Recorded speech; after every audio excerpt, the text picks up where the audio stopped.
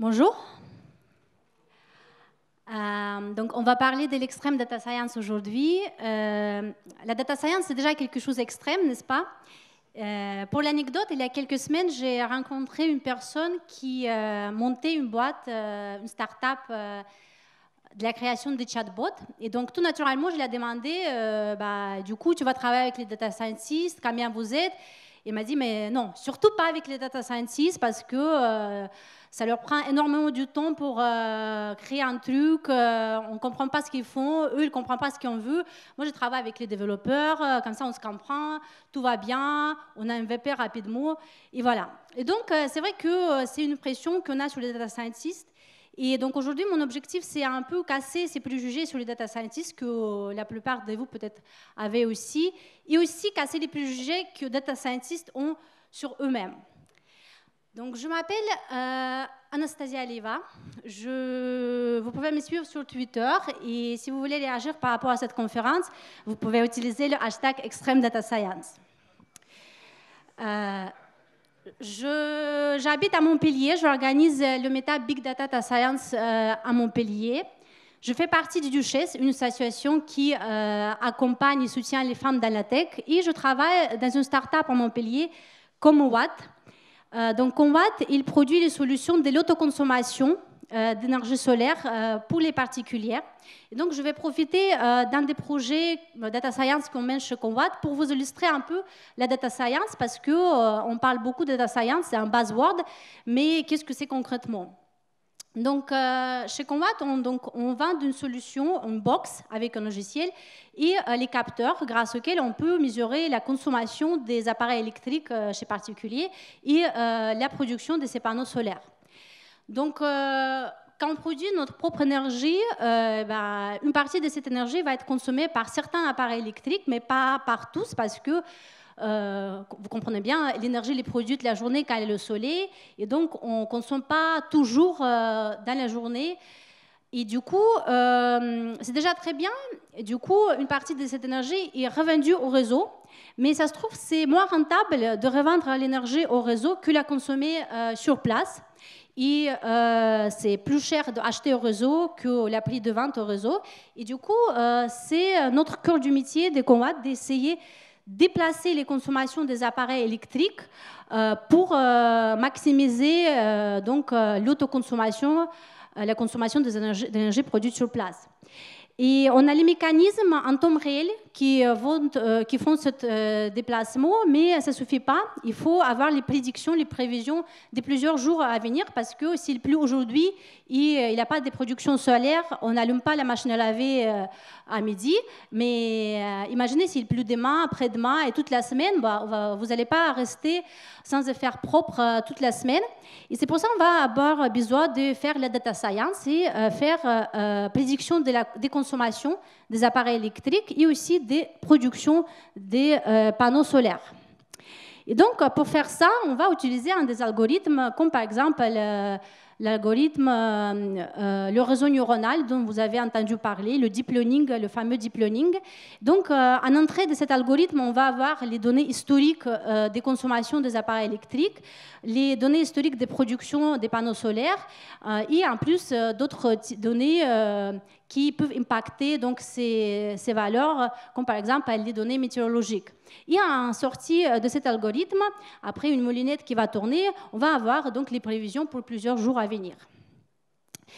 Et donc, ce cycle de livraison des prédictions va avoir trois étapes principales. Donc, la première étape, c'est l'enrichissement et le pré-traitement des données brutes, parce que les données qui viennent du capteur, on ne pourra pas les utiliser à l'état.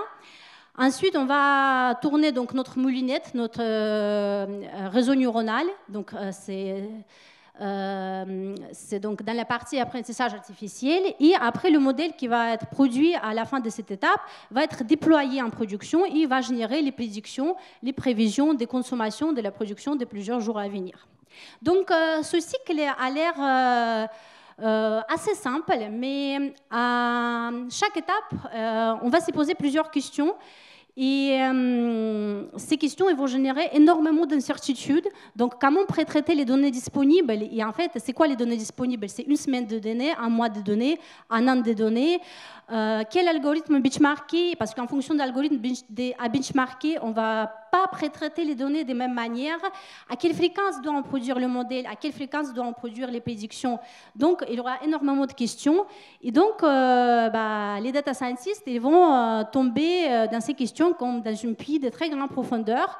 Et donc, ce cycle il peut durer très, très longtemps. Et imaginez-vous, chez Netflix, donc c'est une grosse boîte qui a beaucoup d'équipes data science. L'équipe infrastructure a posé les questions aux data scientists. Qu'est-ce qui est le plus difficile dans votre métier data science chez Netflix? Donc on s'attendait à la réponse du genre passer le modèle à l'échelle ou bien pré-traiter le big data. Mais non, la réponse c'était livrer le modèle du machine learning rapidement dans la production. Et donc, c'est vraiment, ça peut durer longtemps, mais donc, à un moment donné, le budget du projet, il finit avant que le modèle est livré. Et donc, le modèle, il finit au placard ou, dans le meilleur cas, dans le dossier crédit impôt recherche. Donc, c'est très frustrant pour les data scientists, mais c'est aussi décevant pour les CTO, CEO, chefs de projet. Et donc, c'est là qu'on va appeler à l'aide de méthodes extreme programming qui va être projeté en data science, et on va voir l'extreme data science, on va voir tout à l'heure. J'imagine que la majorité d'entre vous sait faire du vélo. Mais qui sait faire donc, le vélo comme ce gars-là, en montagne, avec les risques? Est-ce qu'il y a beaucoup de gens qui font ça? Personne? Personne. C'est vrai, c'est très risqué. Et donc, on sait tous faire le logiciel. Mais faire le logiciel en s'adaptant aux changements fréquents et faire le logiciel de qualité, ça a beaucoup de risques. Et donc, l'extreme programming, c'est la méthode qui est là pour réduire ces risques et donc les réduire les coûts qui en découlent. Et donc, l'extreme programming, juste pour rappel, était proposé par Kent Beck entre 1996 et 1999. Et donc, il faut savoir qu'à l'époque, avant l'apparition de l'extreme programming, donc, les équipes ils travaillaient en silo. Donc, le client il exprimait son besoin avant que le projet démarre et il revenait plusieurs mois plus tard pour valider la livraison finale. Donc, les développeurs, ils développaient, les testeurs, ils testaient, les intégrateurs, ils intégraient, et donc, tout le monde travaillait en silo. Ça générait beaucoup des allers-retours parce que le testeur, il envoyait la liste des bugs aux développeurs, et donc, c'était très long. Et donc, encore une fois, comme dans la situation de data science, donc, le budget finissait avant que le projet était livré. Donc, c'était un échec. Et donc, Kent Beck a proposé en fait, assembler plusieurs techniques qui existaient déjà depuis longtemps et ces techniques bienfaisantes, les pousser à l'extrême. Donc, par exemple, on sait que faire les tests, c'est bien. Alors, c'est les développeurs qui vont faire les tests et ils vont faire les tests avant même de produire la fonction. On sait bien que faire la conception, c'est important. Du coup, faisons la conception tout au long du projet. Donc, ça va forcer le client à être sur le terrain tout au long du projet. On sait que la simplicité, c'est bien. Donc, on va toujours choisir la solution la plus simple.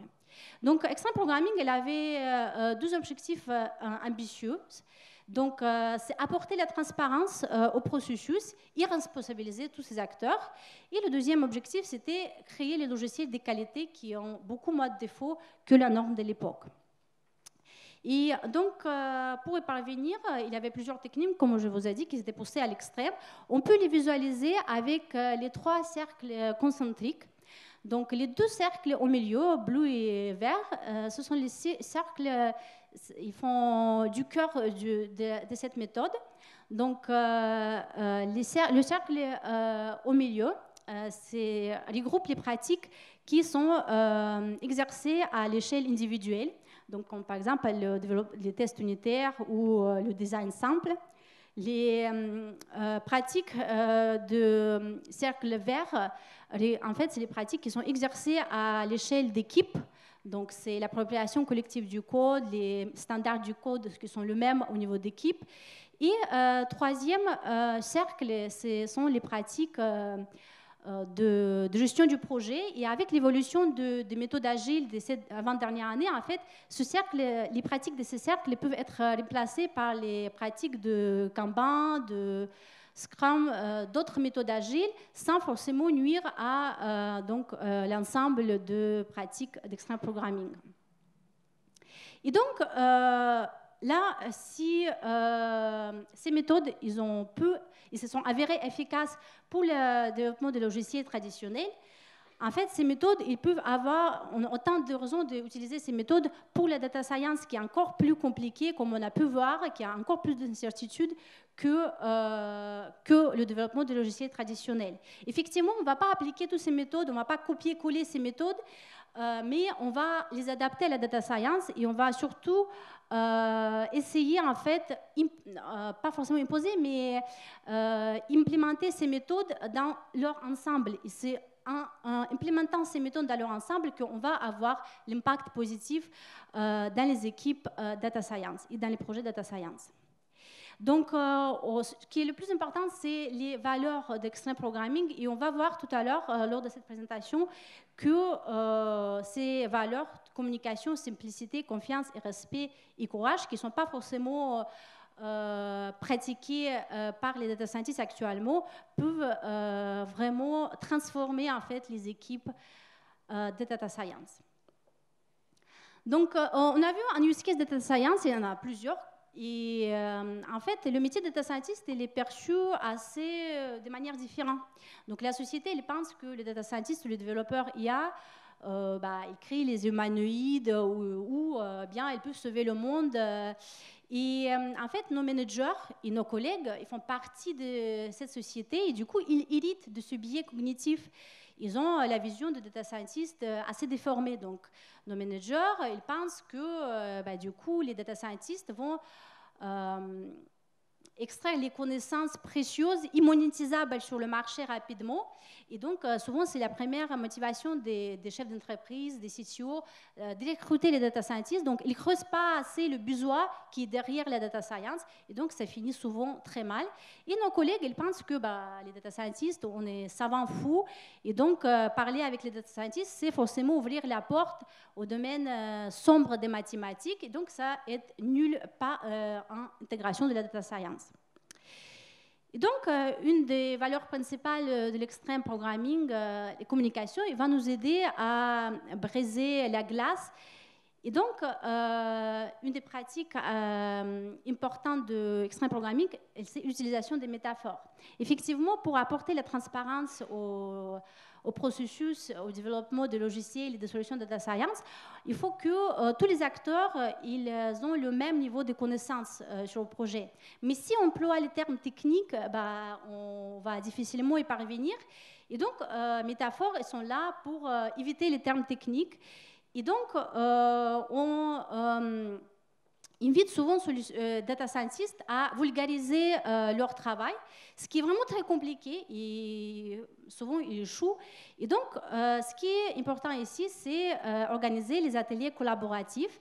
Donc, essayer de vulgariser en collaboration avec d'autres profils. Et du coup, comme on a fait par exemple chez Tabmo, on a créé les posters pédagogiques en essayant d'expliquer les algorithmes sur lesquels on a travaillé à ce moment. Et donc, grâce à la collaboration avec d'autres profils, en l'occurrence les profils front-end, on a pu vraiment créer la métaphore qui est compréhensible par tout le monde.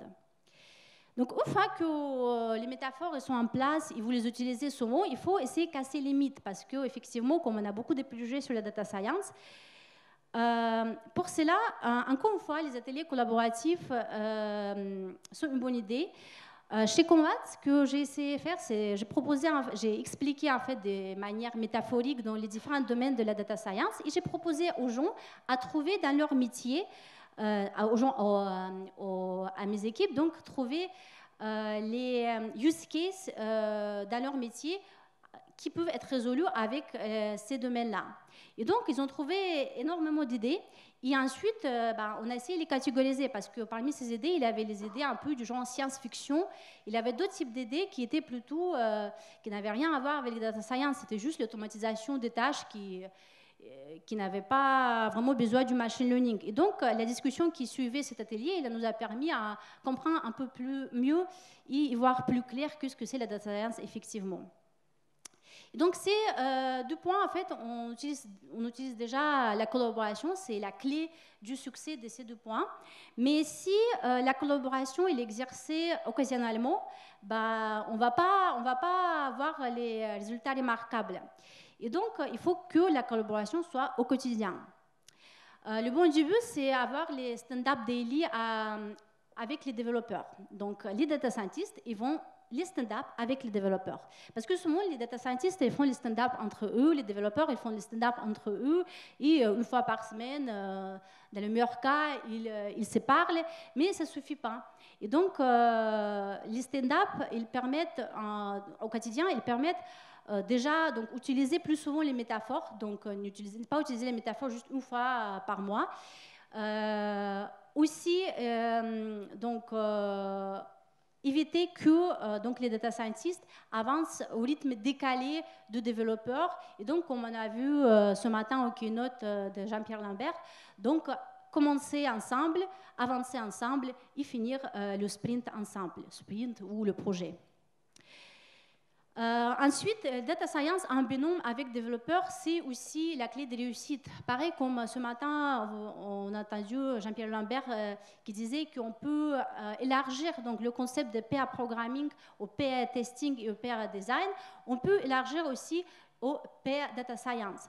Effectivement, les data scientists élaborent la problématique pas de même manière que les développeurs. Donc, les data scientists ils portent l'attention surtout aux opportunités et aux risques propres à machine learning, alors que les développeurs ils portent attention à la modalité du code, à la scalabilité, à l'intégration continue. Et donc, si on fait le pair data science, ça nous permet pas seulement avoir le même niveau de connaissances dans toute l'équipe, mais aussi avoir le meilleur de 2 mondes. Et c'est surtout important que la plupart des data scientists ils viennent souvent du monde de la recherche. Et comme ces 2 tweets ils témoignent, la qualité du code dans la recherche n'est pas forcément à la hauteur.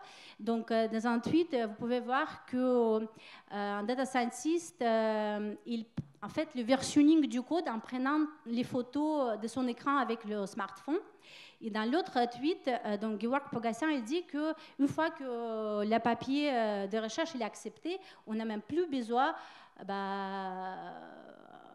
en fait, exécuter le code. Donc, ça n'aide pas du tout à maintenir les bonnes pratiques dans la recherche. Et c'est pour ça, en fait, la collaboration, le pair programming, le pair data science permettra donc déjà, d'une part, avoir l'architecture simple et évolutive, et d'autre part, respecter les règles de codage qui sont les mêmes et qui sont à la hauteur. Et il y a aussi un effet, on va dire, secondaire, positif de pair data science, c'est le fait qu'on va accroître l'appropriation collective du code. Et ça va du coup impacter aussi l'aspect humain. On va éviter les dérapages de certains profils. On ne va pas dire c'est quoi le code, il n'est pas du tout bon. Parce que en fait, le code, il est à tout le monde. Enfin, et tout le monde est responsable pour sa qualité. Et un point important et qui est vraiment très rare, c'est le fait que les data scientists, ils connaissent l'utilisateur et ils participent aux ateliers utilisateurs et au design thinking. Effectivement, c'est assez rare que ça arrive. Souvent, les data scientists ne savent même pas c'est quoi le besoin d'utilisateur derrière la solution qu'ils doivent implémenter, ce qui forcément n'aide pas à accélérer le processus parce qu'ils sont tellement dans le délire technologique, on va utiliser l'algorithme le dernier algorithme qui est sorti, on va essayer l'algorithme de l'algorithme, mais ils ne savent même pas qu'en fait, derrière l'implémentation de ces algorithmes, il y a les vrais utilisateurs qui vont profiter. Et donc, c'est pour ça qu'il faut les inviter à participer à ces ateliers et tout d'abord écrire les user stories qui vont cadrer le besoin de data science. Ils vont effectivement les pousser à choisir peut-être pas la solution parfaite, mais la solution simple et évolutive. Et donc, la question qu'on peut se poser, comment on va écrire les user stories pour la data science? Parce qu'en fait, souvent, on a les tâches très techniques. pour lesquels on ne peut pas dire en tant qu'utilisateur, je veux faire ça. Effectivement, ce que je fais, moi personnellement, j'ai créé les épiques qui englobent le besoin principal de l'utilisateur. Et dans ces épiques, il y aura les stories qui sont propres à l'utilisateur. Et il y aura les stories où on peut utiliser à la place de l'utilisateur Data Scientist et de cette manière créer déjà les stories qu'on peut finaliser dans un sprint et qui sont en plus compréhensibles par les parties prenantes et aussi par les développeurs, qui va améliorer en fait la transparence du processus. Et en plus, donc mise en production de la solution minimale, il pourra être obtenu grâce au fait que le data scientist il va attendre le retour d'utilisateur. Donc si le data scientist il n'est pas confronté au retour d'utilisateurs suite à ces solutions, effectivement, c'est compliqué à le motiver de sortir rapidement la solution et la mettre en place. Et donc, mise en production de la solution minimale et la confrontation du data scientist au retour d'utilisateur et une solution, on va dire ultime. Donc là, vous allez me dire, c'est très bien, mais pourquoi c'est pas encore le cas? Effectivement, une des raisons, c'est le fait que, du coup, comme je vous ai dit, la plupart des data scientists ils viennent du monde de la recherche. Et donc, d'autres data scientists ils viennent des écoles où leurs profs, ce sont les chercheurs. Et donc, ensuite, il y a beaucoup de médias qui parlent de data scientist, qui est sexy, cool, mais qui ne reflètent pas forcément la réalité du terrain. Et donc, quand ils se retrouvent, les data scientists se retrouvent effectivement dans les sociétés, ils comprennent que le data scientist, c'est beaucoup plus large, c'est le développement, c'est aussi ops, c'est aussi agile. Et donc, effectivement, ça peut frustrer. Et certains data scientists aussi, ils vont être réticents à l'agilité, au changement. J'ai entendu beaucoup de data scientists dire « Ah non, mais les sprints en 2 semaines, c'est pas possible, vous comprenez pas, on est les personnes créatives, on peut pas rentrer la science dans 2 semaines. » Voilà, mais il faut changer le rythme et en fait, c'est à vous, à développeurs, coach agile, chefs de projet, d'embarquer les data scientists dans le bateau d'agilité et leur aider progresser. Et soyez sûrs, une fois qu'ils sont dans ce bateau, ils ne vont pas revenir à l'arrière.